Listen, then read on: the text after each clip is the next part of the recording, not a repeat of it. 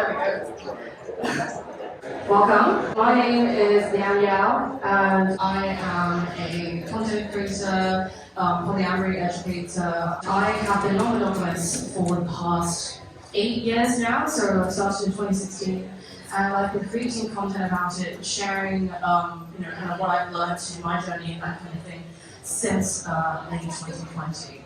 So, this talk is going to be kind of structured around my audience. I don't really want to insult your intelligence. I can't really do that things that you might already know. So, what I usually do to start off is I need a kind of show of hands just to do like a little demographics check. So, you on the road, please raise your hand if you identify as specifically polyamorous. Okay, that's the vast majority of you. Okay, awesome. Okay, how many of you identify as non-monogamous? So kind of so-called like sexually open but not romantic. Okay, cool. How many of you identify as monogamous? Welcome.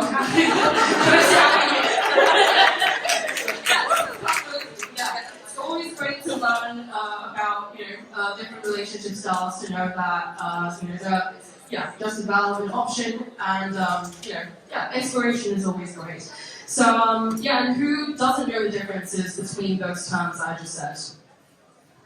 Okay, cool. So that means I can skip over the kind of glossary definitions bit because you guys probably already know. Awesome. How many of you have been actively practicing non-monogamy for under a year? Okay. 1 to 5 years? Raise your hand. Okay, that's most of you. 5 to 10 years? Yeah? 10 plus years. Okay. Okay, awesome. So that gives me a good idea of the vibe of the room. And so I'll be, cool. Thank you very much for that. Okay, so a bit about me. So like I said, I've been non-monogamous since, 2016. I was in one monogamous relationship when I was around, I was in 16. But looking back, even then, like that relationship wasn't particularly monogamous. And that was because, obviously we were exclusive, I suppose. But he was like really into theatre, like at school, and he got cast in this play where he had to kiss another girl on stage. And a lot of people were like, oh my god, yeah, how are you going to feel about that? And I was like, I'm super jazzed, actually. I love to go see this performance. And I tried to make friends with the girl who he was going to be kissing on stage, and I think she thought I was just like a very weird person. But like, kind of that, from that experience, just kind of looking back, I was like, okay, so I wasn't behaving in like a way that I think probably a lot of people would. So that monogamous relationship actually ended because he cheated on me with a guy. And that's relevant because that whole experience is obviously a huge betrayal. Like cheating isn't a fun experience. But it did teach me a couple of things. Because when he was talking to me about it, he, like to his credit, came clean to me about it. Like, I didn't have to kind of find out about it. He said to me, like, I've always identified as bi, which I knew. And he was like, and I always kind of wanted to, like, try things, like, with guys and kind of explore parts of my sexuality that, like, I hadn't been able to. And obviously that doesn't justify any of kind of, like, what he did, going kind of back and all. But at the time, I was like, this makes so much sense, though. Why didn't you just come to me and ask me about it? Then you wouldn't have had to go through all of this drama. If you just asked me, I would have been fine with it. He looked at me like a burnt second head. So that experience taught me two things. One, that, you can't meet all of your partner's needs in a relationship. There's always going to be different versions of themselves that they want to explore with other people. Emotionally, sexually, whatever, or otherwise. And the second thing, and that was probably the more important thing, was that I found trust and communication to be more important than exclusivity. I just want to say that, I'm not non-monogamous because, like, I'm trying to avoid ever getting cheated on again, because cheating still happens in non-monogamous relationships. The boundaries and agreements might be slightly different, but they still exist and they can still be broken. And the kind of emotional betrayal of that, is is still present. So, okay. So that's a bit of background, and my kind of first non-monogamous relationship was long distance.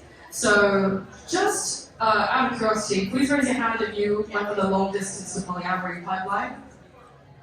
Okay, some of you, yes, okay. I mean, people come to non-monogamy in a variety of different ways. For me, it was a conversation that I had with my partner when we realized that we weren't going to be seeing each other for like an extended period of time. There were certain things that we wouldn't be able to do because of that. And at the time, it made sense to open up because we didn't want to cheat on each other, we didn't want to break up, and we didn't want to resent each other for not being able to do things that we wanted to do. And so, I was very lucky at the time to be in a relationship where, both me and my partner were very much on the same page about opening up. For a lot of people, even just bringing up the topic of non-monogamy in a monogamous relationship is often grounds for ending the relationship. And it really shows how stigmatized non-monogamy still is, because even just bringing it up, like even if you're like, I want to try opening up, and your partner's like, no, and you're like, okay, I won't do it then. Your relationship is still irrevocably changed, because it kind of shatters the illusion that you now have eyes for anyone else, there'll be only one, etc. You've expressed attraction to other people. And I would like to live in a world where, people can express that attraction, not necessarily act on it, and still have their relationship be intact. But that is not the world that we currently live in. So, basically, today, this talk is kind of based about like common pitfalls, things I wish I'd known, how to, do the right things to look out for, kind of stuff when it comes to non-monogamous relationships. Over the years, I've found that there are basically 3 essential ingredients to practicing healthy, sustainable non-monogamy. And actually, this also applies to monogamy. I think it's just about like practicing intentional relationships, right? So the 3 things are motivation, vision, and connection. What I mean by that is motivation. You have a self-motivated reason, a good reason, a healthy reason to practice the relationship style that you wish to. Vision, you have a good idea of how you want to do it, you have an idea of your values, you have you've made agreements like with the people that you're engaging with. You have an idea of how you want to do it. And connection, you have the self-awareness, so connection with yourself, and you also have the vulnerability to be able to show up and connect with others.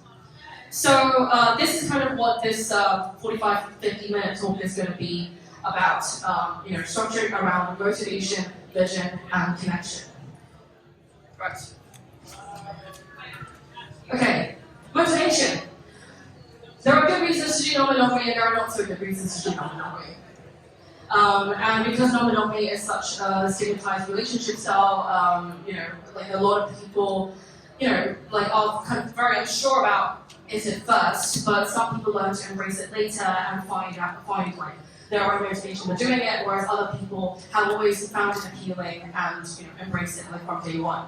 So when I say motivation, you don't necessarily need to have found your motivation immediately. If you're new to it and you're like, or maybe like your partner suggested it and you're not sure but willing to try, you don't have to have everything figured out immediately. But what I do encourage is that everyone has their own reason for doing non-monogamy that isn't hinging on someone else or a relationship.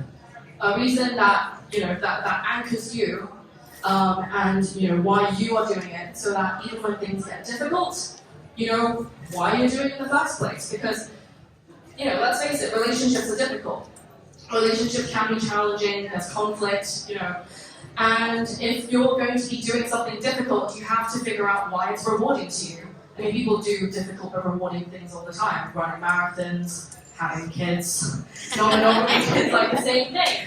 If you're going to be doing something that is, going against the grain, that is going to be challenging, that is stigmatized, you need to know, what is the point? Why are you doing this in the first place?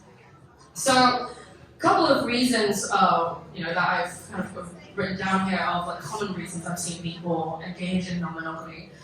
First one is novelty and variety. It's exciting to try new experiences. It's fun to like do different things, and a big part of that is also about kind of self-exploration. So whether you want to explore your sexuality or kinks or desires or things that you kind of want to do with multiple people, or like things that you can't do with the partners that you have at the moment, etc.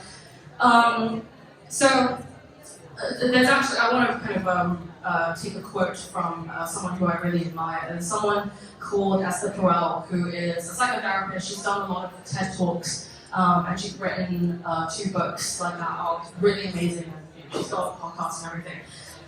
So she wrote a book in which she talks about how people seek out multiple connections, not necessarily because they are seeking like that specific other person or like they're attracted to that specific person, but a lot of the time it's also about embracing a different version of themselves. And to be clear, she said this in the context of infidelity. Like this was a book that she wrote called The State of Affairs. And it's a very good book, actually. I highly recommend it because it talks about like, the nuances of infidelity and why it isn't kind of so black and white. But obviously, there are ethical ways to go about pursuing multiple connections. But I still think her point stands. Her point around like embracing like a different version of yourself, like being able to be seen in a different way by a different person, or explore something about yourself, discover something about yourself that you might not have known about before, or perhaps didn't have the opportunity to. So another motivation that people might have is freedom of connection, or just kind of like flexibility around connections in general. Some people might find it limiting to have one romantic relationship, or to just have like very strict boundaries around like what is considered romantic or sexual or platonic. So this is leading into kind of some more kind of relationship anarchy ideals. Hands up if you know what relationship anarchy is. Okay, cool. So that's about like 60% of you. So for those of you who don't know, relationship anarchy is basically a political life philosophy that stipulates so we live in a world basically where your kind of romantic relationships are placed at the top of the hierarchy. Generally, you're encouraged to see that person as like your other half, like the one you invest a lot more in a romantic relationship typically than you would in friendships and kind of familial relationships or whatever else. Relationship anarchy challenges that. And I think a lot of people might kind of hit anarchy and go like, well, that sounds terrifying and chaotic and unstable. But anarchy is not about just having like no rules. It's about having no inherently assumed rules, which means you can co-create your own connections with people, not immediately assume that your romantic relationship is going to be at the top of that hierarchy, and customize your own connections, kind of platonic, sexual, or otherwise. That's what I mean when I talk about flexibility. Being able to pursue kind of connections that aren't limited by other connections that you're in can be a very freeing idea to some people. Obviously, it's possible to have deep friendships in monogamous relationships as well. But what I found about monogamy as it's kind of traditionally taught to us and traditionally practiced is that it's not as simple as just dating one person at a time. It's also about having to self-police your behavior to protect your relationship against all potential threats. And again, I wish we could live in a world where you didn't have to do that. You could just date one person at a time, trust each other, have kind of deep friendships with other people without your partner getting, having some kind of misgivings about kind of like what that might mean for the state of your relationship or how much you love them and that kind of thing. But again, that's not the world we live in. And I'm hoping to kind of change that paradigm in some way. So for the kind of monogamous people in this audience, a lot of what I'm going to say in this talk is going to be pretty much universally applicable. And I want to be clear that I'm not trying to convert everyone to non-monogamy, or that is the only healthy way to be, or whatever. I'm hoping that everyone can practice more conscious, intentional relationships, regardless of how many partners you might have, or kind of whatever way you kind of relate to the people around you. Because it's a lot to place so many expectations on one person. I mean, I'm sure a lot of you in the room have had an experience where you had a very close friend, they got into a relationship and suddenly you saw them a lot less. Yeah, I've seen some nods in the room, there you go. Or maybe you were that person who got really invested in your relationship and started neglecting your friendship as a result.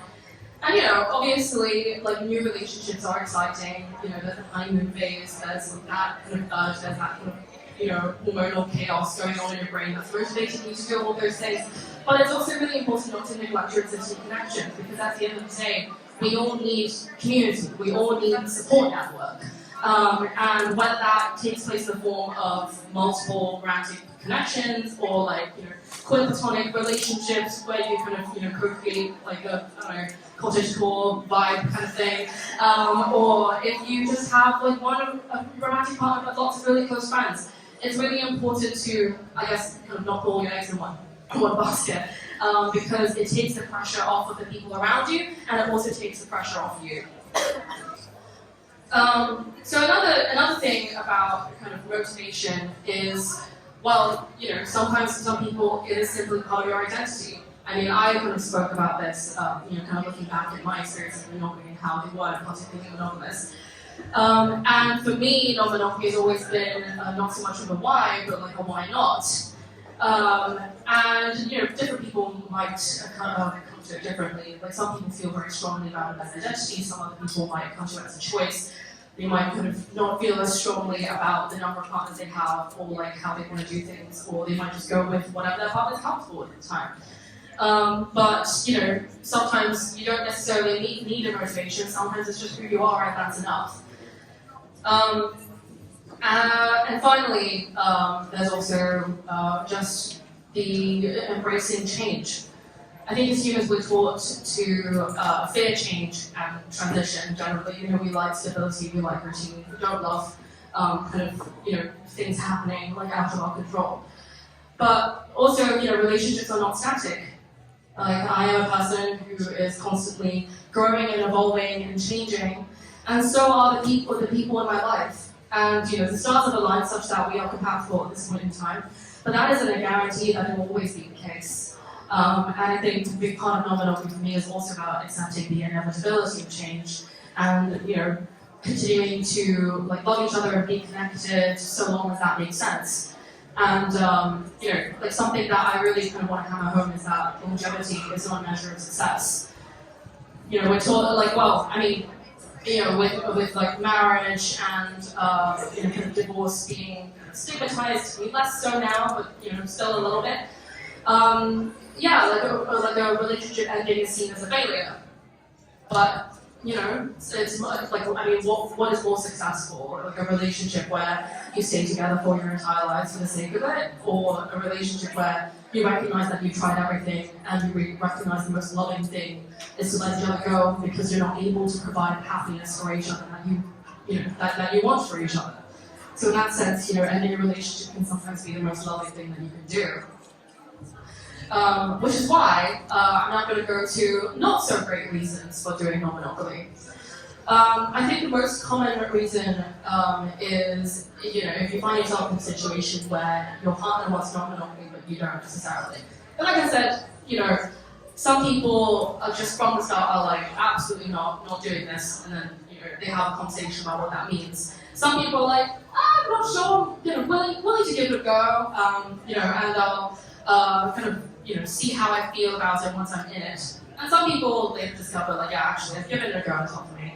And some other people are like, actually, this has opened a whole new world for me. I didn't realize that, like, I could be enjoying this relationship so much because I just never really thought about it. But, in the situations where, like, you, like, genuinely just, like, are not particularly jazzed about it, like, being in a non-monogamous relationship. But you're doing it because your partner wants it and you don't want to lose them. I mean, I'm not saying that it's impossible. I'm just saying that it's not going to be, like, the most fun time if you feel like you're compromising your needs your desires, your boundaries, your values to be in a relationship. You know, regardless of whether it's kind of relationship style or like values around whether you want kids or something. Like staying in a relationship that is not serving your needs is not a recipe for kind of like sustainability and happiness. I think another one is to save a relationship that isn't working. There are some issues that non-monogamy can fix. You know, if you have incompatible sexual needs, for example, or I don't know, yeah, that's probably the most common one. But like there are things that non-monogamy can fix in some scenarios. But if the issue is that you just simply are looking for different things, or you can't communicate, then you know that's going to be present no matter what relationship style you're practicing. And so, you know, I find it really interesting that when people are, you know, like when things aren't going well in a relationship, people do. They always introduce a new person. They're either like, let's have a baby, or let's have a unicorn. And I find that so entertaining because it's like, okay, so things aren't going well, things are a mess, and you feel like you're gonna fix that mess by introducing more factors to complicate the situation. I mean, people do it, but I always found that really amusing. And I think if you're using it as a distraction from the problems in your relationship, whether it's a baby or a unicorn, right? Like, you know, not a recipe for a fun time. Okay. Right. So that's motivation, and I think it's, you know, hopefully this will give you kind of some food for thought on kind of what your personal motivation might be, or like what it could be if you're kind of still figuring that out. But it's important for that motivation to be coming from the self, to not be, you know, hinging on a relationship or any other person. Something that you yourself feel, you know, kind of rewarded by, fulfilled by, or just, yeah, you know, that just feels right. Okay, how are we doing on time? My phone's over there, so I have no idea what the time is. Thank you very much. Okay, so second thing is vision. So, yeah, vision, like I said, is about having a clear idea of how you want to do non-monogamy. And again, this doesn't need to be figured out right away. You might kind of, in theory, be like, I really want like a polyamorous triad or something, and then kind of things might not turn out the way you expect. So I think like in having this vision, you also have to be flexible, because I mean, there's a lot of extenuating factors that might mean you don't get everything that you want. And particularly if you want a relationship style that hinges on like other people getting along, like for example, if you want a triad where like, your partner's also dating each other, or you want like a kitchen table polyamory style where like, you know, your polyfill is like a chosen family kind of dynamic. That's kind of out of your control, you know, like you can't force people to get along, you can't force people to date, you can't just date two people and be like, now kiss, right? Like, you know? And so you have to accept that, like, you know, you might have an idea of what you want, but, you know, you have to be open and flexible to, you know, what the people in your life might want to procreate, like, those connections with those people. And this is kind of where, like, making relationship agreements and, like, thinking about your boundaries and doing the personal work comes into play. I think it's really important to remember that, like, even if you're compatible in one relationship style, doesn't necessarily mean you'll be compatible in another. So, you know, I'm thinking the most common example is where, like, a long-term monogamous couple opens up into non-monogamy. They might be compatible in monogamy, but they might want different things out of non-monogamy. Similarly, non-monogamy to polyamory, or, you know, like polyamory to non-monogamy, whatever, like, introducing, like, huge transitions to your relationship in any way is going to just, yeah, like, change you as people. And so, you know, like what I said earlier about the inevitability of change and embracing kind of all the different versions your partner turned out to be, you know, is really important here. I think one thing that I wish I'd known when I was, you know, kind of in the early days of practicing non-monogamy was, I wish I hadn't made agreements that I didn't actually feel great about. But at the time, you know, I was in a relationship where I felt like if I didn't say yes to this thing, then I would lose that relationship, and it was a relationship that I invested a lot of time into, and, you know, I moved into kind of people-pleasing. And I think people-pleasing is a very common thing that a lot of people struggle with, but sometimes people-pleasing can be, you know, conflict avoidance. because I wasn't ready to have those conversations with my partner and be like, actually, I think we're looking for really different things. And I think this means that we'll have to have a talk about, whether this relationship is sustainable or meeting both of our needs. But instead, I was like, I'm going to agree to this thing and I'll just, deal with it. Obviously that created resentments later. I think there's a really big line between kind of sacrifice and compromise. I think you can meet in the middle and make kind of compromises where you can. I think compromise is a healthy part of a lot of relationships. But sacrifice, not so much. Especially because like adult relationships, are meant to be conditional. Like they're not unconditional in the same way that, say, like one between like a parent and child should be. And you have to be aware of your own boundaries and needs when you're engaging with other people, because people are disrespecting you, not communicating well, not meeting your needs. Like you're well within your right to be like, this doesn't work for me anymore, and I think we're not compatible. Let's see. So yeah, like what I said about kind of flexibility.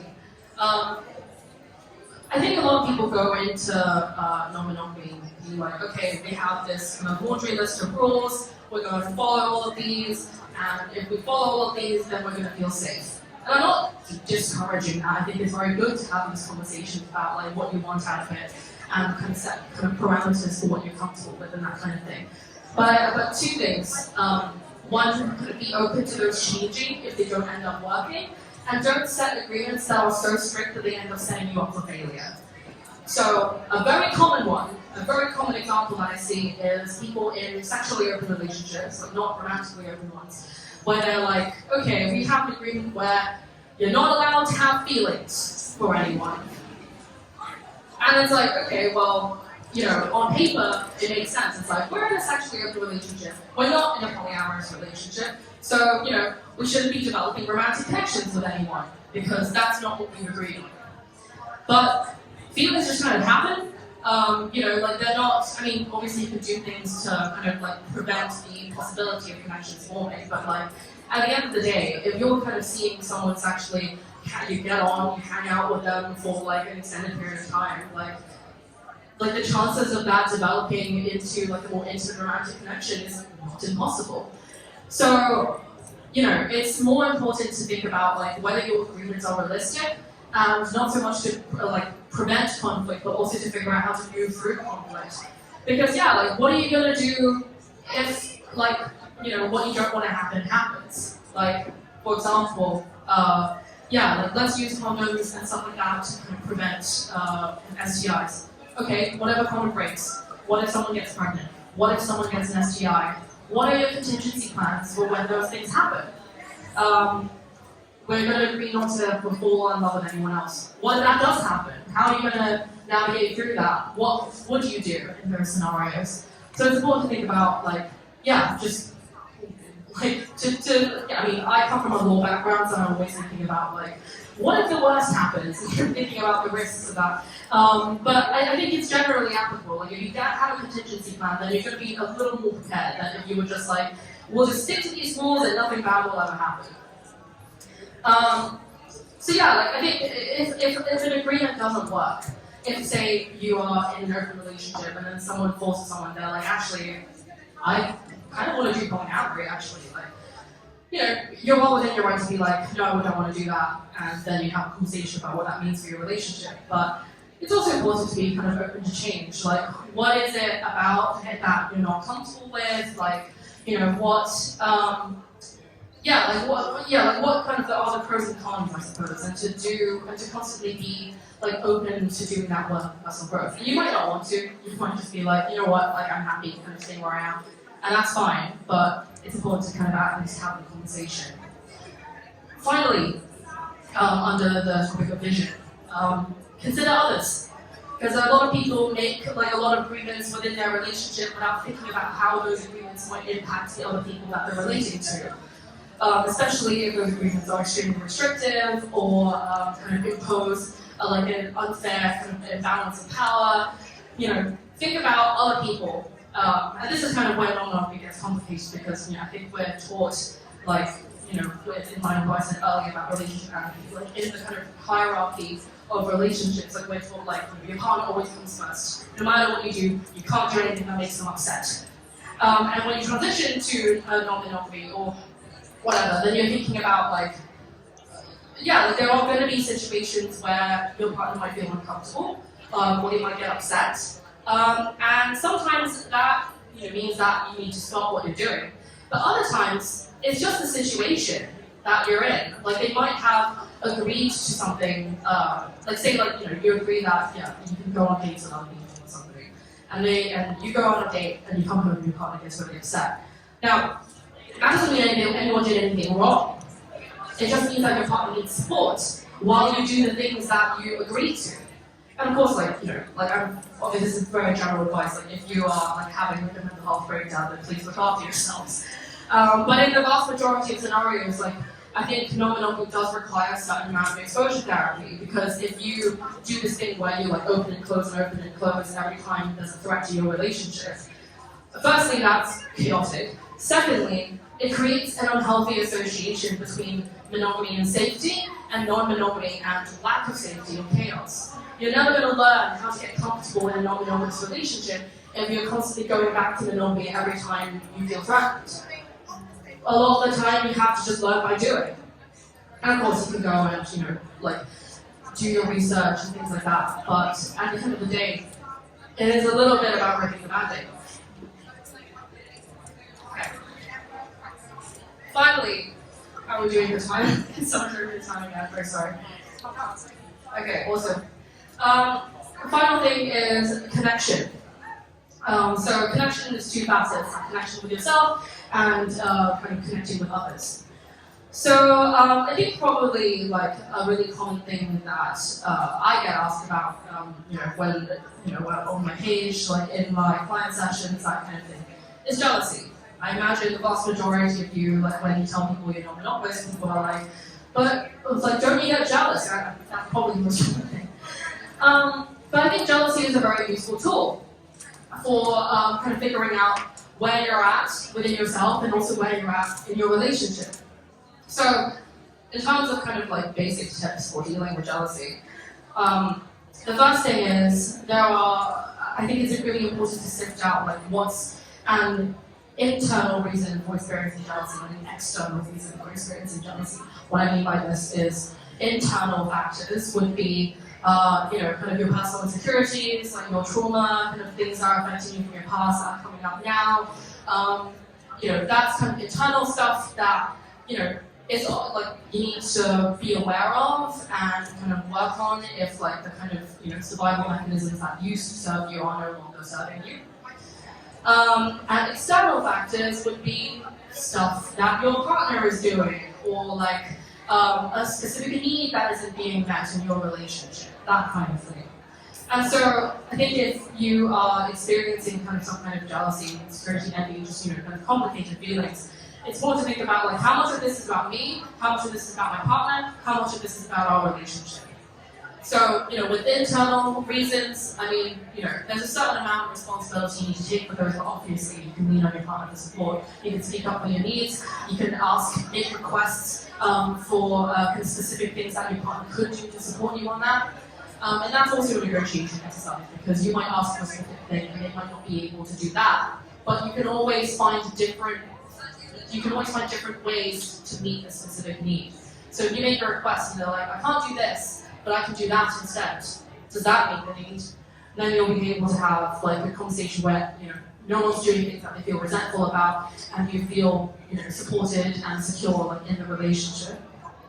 External factors, would be things like if the given agreement isn't working, if your partner's kind of like doing things that are slightly wacky, you need to have a conversation with them about like how their behavior makes you feel. Renegotiate like what that means about your agreements. Like, have your boundaries changed? Like, do your agreements still serve you both? And it's that's kind of what I mean by internal and external reasons. And I think in terms of examining the emotions of it all, because I've talked about like the kind of logistical, kind of like practical analysis of it. But jealousy is also encompassed by like a lot of different emotions. There's fear, jealousy, which is, you know, kind of fear of abandonment, fear of loss, like fear of like change, you know, just like instability, like anxiety. There's sadness, jealousy, like grief over the relationship that you thought you used to have that is no longer there. Grief, sadness, feeling unworthy, loneliness. And there's also anger jealousy, which is, you know, feeling possessive, feeling betrayed. And so if you're feeling, like jealous, then think about what are the emotions you can break it down into. And then from that, why are you feeling that way? What wrong needs to be corrected, or you know, kind of where does it come from? So I think kind of that's just general advice for kind of breaking that down. I said something earlier about people pleasing and conflict avoidance, and you know, it's important to have the hard conversations early, and to kind of speak up if you feel that you're kind of not practicing your relationship in an authentic way, or in a way that kind of feels most aligned with your values. You know, I ended a relationship of 4 years last year because our values really changed significantly over time. You know, like we have very, very different positions on hierarchy, and how much influence we wanted it to have in our relationship. And it was the most loving thing to let each other go. Okay, and I think like in relation to like how this plays out within like a polyamorous network, what I said about kind of considering other people. In practice, like when you like are engaging with multiple people, I think it's really important to take responsibility for your decisions. I think it can be really, really easy to deflect responsibility in a non-monogamous relationship. For example, if you're going on a date with person A and then person B is, you know, gets really upset about it, and they demand that you cancel the date to reassure them. You might, like a lot of people might kind of deflect responsibility by calling out partner and being like, oh hey, you know, I really wanted to go on this date with you, but you know, like my partner made me, and you know, they like, yeah, and kind of placing the blame on them. But you also have to remember that you yourself made that decision to do that. You're the one telling your partner that you're going to cancel this date. And you know, obviously there's a lot of nuances to situations like that, but the main point I'm trying to make is take responsibility for your decisions, especially if they're going to be causing big feelings in other people, rather than being like, oh well, you know, blame your metaphor instead, you know, don't look at me, like I really want to connect with you. It's just, you know, other people getting in the way. I think like that's the biggest mistake I see people make, and like honestly, in my kind of client sessions, 80 to 90% of the time, like when two metamors hate each other, like as in, you know, one person's dating two people, like those two people, if they don't get on, 90% of the time it is because the person in the middle is mismanaging shit. They're not taking responsibility for their actions. They're like mismanaging their capacity. They're over-promising and under-delivering. I'm seeing a lot of nods in the room. So yeah, like I think like this is a phenomenon that I call hinge passivity. So hinge, the hinge is like the person in the middle, kind of between like two partners, like in a network. And if you're passive, if you're deflecting blame, if you're not taking responsibility, you know, like it's going to create animosity between your partners, and it's not taking accountability. Because if you're going to be embracing the freedom of having multiple relationships, you have to embrace the responsibility of having multiple relationships, which requires, yeah, like a certain amount of conflict management, a certain amount of kind of personal responsibility, open communication, making decisions, factoring in like everyone involved. Otherwise, it's just going to be a messy ass time.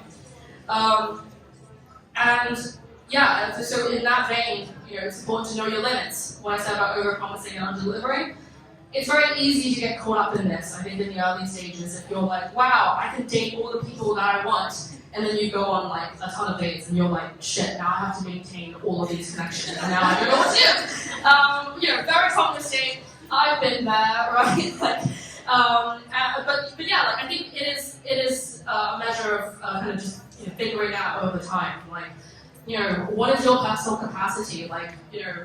Yes, love and intimacy and affection are theoretically infinite, but your time and energy are not.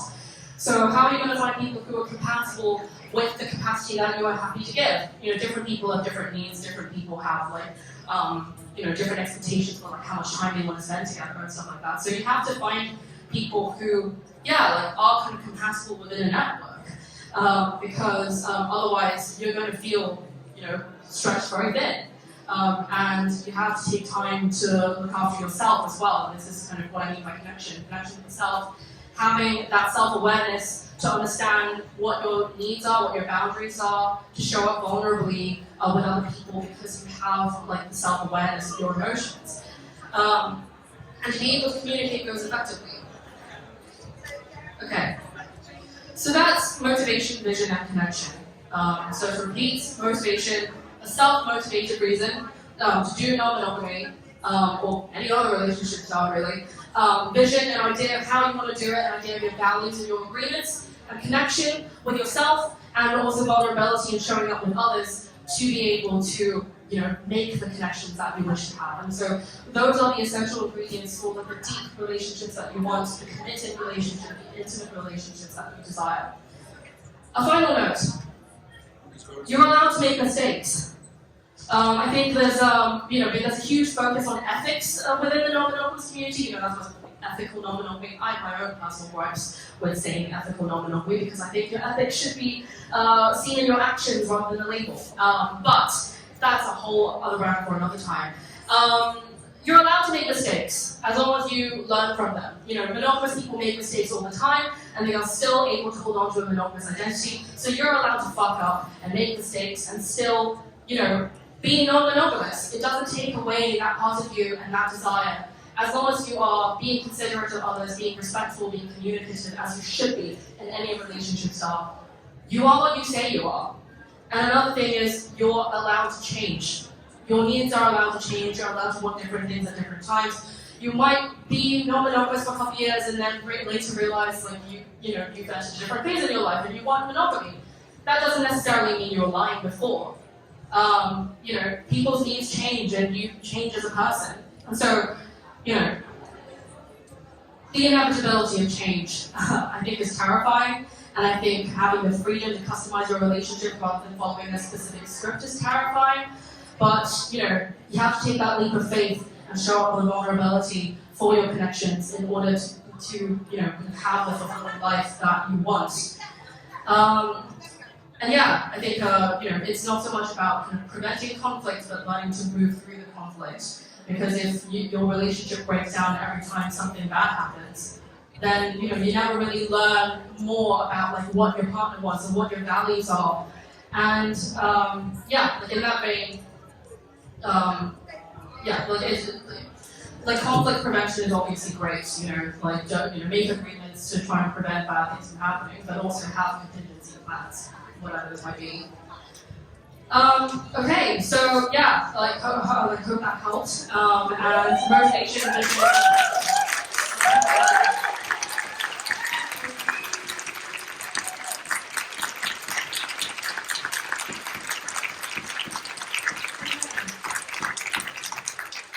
Final note, if you don't already, please follow me at Polyphilia blog, so that's POLYPHILIABLOG.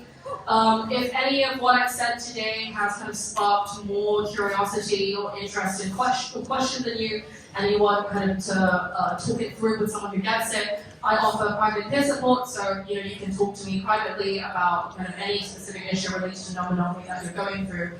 I've been doing this for 3 years now. I've seen people from 40 plus countries around the world, individuals, couples, groups, whatever. And I'm not a therapist yet. I'm a therapist in training. I'm kind of hoping to qualify in 2026 because there are at present basically no non-monogamous, queer, neurodivergent therapists of color. And I hope to be one of the first to change that.